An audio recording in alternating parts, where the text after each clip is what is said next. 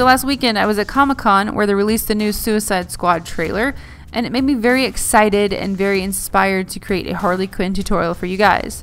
Now I'm going to be recreating Harley's look. I'm going to be doing two versions of her. I'm going to do the clean version, somewhat clean, and then I'm going to do the messier version, like she's had a really rough night, been in a couple fights, and she needs a lot of beauty rest. So I hope you guys enjoy, and let's get started. Alright, you jokers, we're going to start off by applying a very pale foundation. I'm going to get my complexion on point for Harley. She has a pretty pale skin tone in the movie, so that's what we're going to replicate with a pale foundation. And this one is from Mehron. It's the Celebra foundation in Alabaster.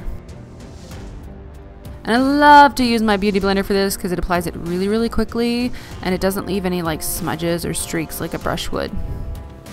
Then I'm going to go ahead and powder my complexion because we can't have makeup running off the face. Well, we will a little bit later in this tutorial, but for now we want to look clean and fresh.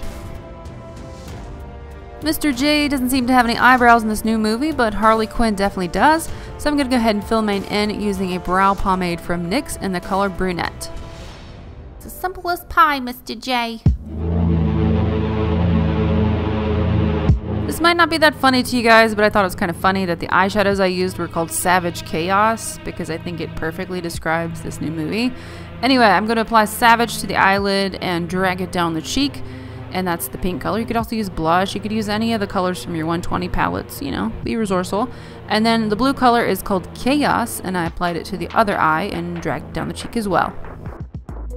You want to look like you just rubbed your eyes and the color just transferred down your cheek. And now it's time to add a little bit of smoke to this look. We're going to be using a black matte eyeshadow from Saucebox Cosmetics called Black Widow.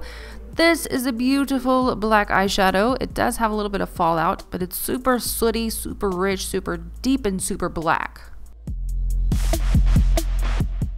I did add a little bit more black using a black kohl liner around the eyes. Then I curled my lashes and applied a black mascara. And I applied lots of black mascara.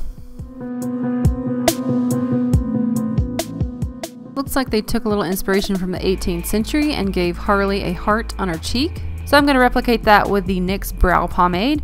What I do is I work that into the brush and then apply it. I don't apply it straight from the pot, otherwise it's going to be a really thick, dark heart, and you want it to look more like a tattoo, like it's underneath the skin. Once my mascara dried, I decided I wanted to add a little bit of a black wing, so I'm going to be using this eyeliner pen from Made You Look, and it's the Night Owl eyeliner pen. Harley definitely believes in the concept of face tattoos, so apparently I do too now, and I just replicated her rotten tattoo using that NYX pomade again. And you want to run that down the jawline, kind of parallel to the cheekbone. And if possible, I would suggest getting a friend to do this because it's really hard to write backwards in a mirror. It's like you forget what letters even look like. Then you want to go ahead and powder that face tattoo, make sure it stays rotten. Some would argue that Harley Quinn's lips are a very important part of her character. I would be one of those people. So I'm going to go ahead and fill in my lips with a red lip liner.